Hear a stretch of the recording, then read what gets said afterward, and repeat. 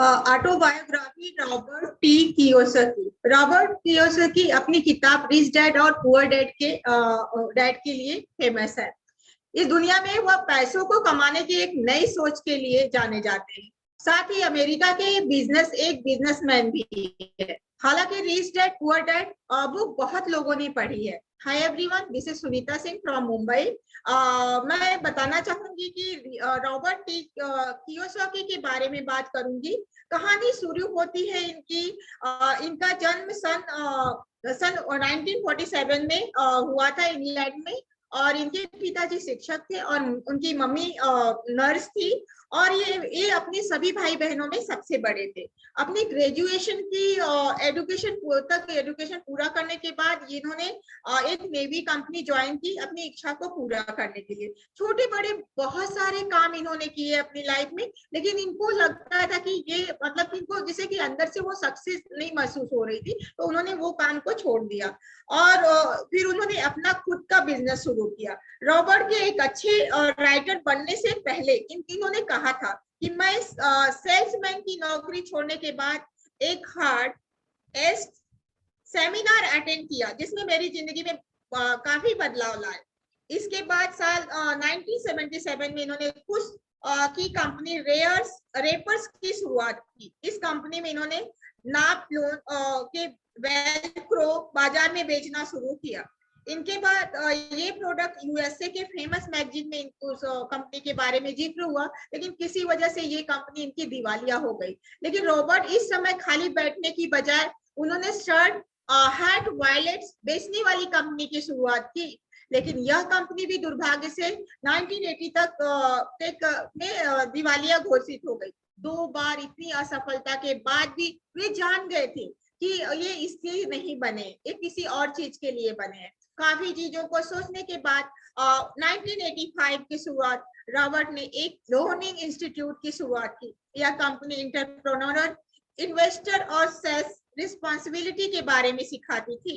यह सब में रॉबर्ट ने किन से शादी कर ली। साल 1992 आते आते ये काफी चीजों में समझ चुके थे। दरअसल इनका शुरू से ही इंटरेस्ट राइटिंग में ज्यादा था। इसी के चलते इन्होंने अपनी पहली किताब if you want to be rich and happy don't go to school प्रकाशित की। इस किताब के में वे माता पिता को यह बताना चाहते थे कि वो अपने बच्चों को स्कूल ना भेजे, बल्कि उनको रियल एस्टेट की जानकारी दे, उनको सिखाए। साल 1997 में रॉबर्ट कियोसाकी ने टेक्नोलॉजी की स्थापना की। यह फाइनेंशियल एजुकेशन कंपनी। दोस्तों, रॉबर्ट कियोसाकी ने अपने जीवन में काफी किताबें लिखी, लेकिन रिच डैड पुअर डैड उसकी वजह से बहुत फेमस हो गए। और बिकने वाली किताब में से पहला नंबर था। रॉबर्ट ने दुनिया को फाइनेंशियल फ्रीडम को लेकर एक अलग सोच दी। कहते हैं ना, 90% लोग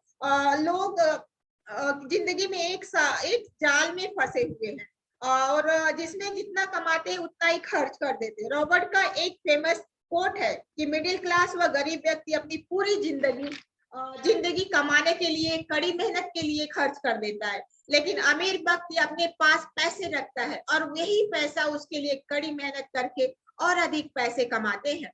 यदि हम रिच डैड पुअर डैड की बात करें तो इसमें यह है कि अमीर लोग अपने बच्चों को ऐसा क्या सिखाते हैं जो गरीब या मिडिल क्लास के लोग नहीं सिखा पाते। रॉबर्ट कियोसाकी बचपन से 2 पिताओं के बीच वो एक उनके खुद के एक्सपीरियंस थे। उनके खुद के पिता थे और दूसरे उनके फ्रेंड के पिता थे। दरअसल रॉबर्ट के पिता एक टीचर थे। वह अपनी आमदनी को सही तरीके से मैनेज नहीं कर पाते थे। और वही माइक के पिता, जो उनके फ्रेंड के पिता थे, जिन्होंने अपना रिच डैड उन्होंने बोला है, वे कम पढ़े लिखे थे पर उनकी गिनती हवाई राज्यों में अमीरों में होती थी। रॉबर्ट ने इस किताब में साफ कहा है कि गरीब व मिडिल क्लास लोग पैसे के लिए काम करते हैं, जबकि रिच लोग पैसों से काम करवाते हैं। और गरीब व्यक्ति पैसा कमाने के लिए काम करता है और हमेशा मेहनत करता रहता है, पर वही अमीर व्यक्ति हमेशा नए काम सीखने के लिए इच्छा को लेकर आगे बढ़ता रहता है, सीखता रहता है और वो पैसों को ही काम पे लगाता है और उसको पैसों से ही काम करवाता है।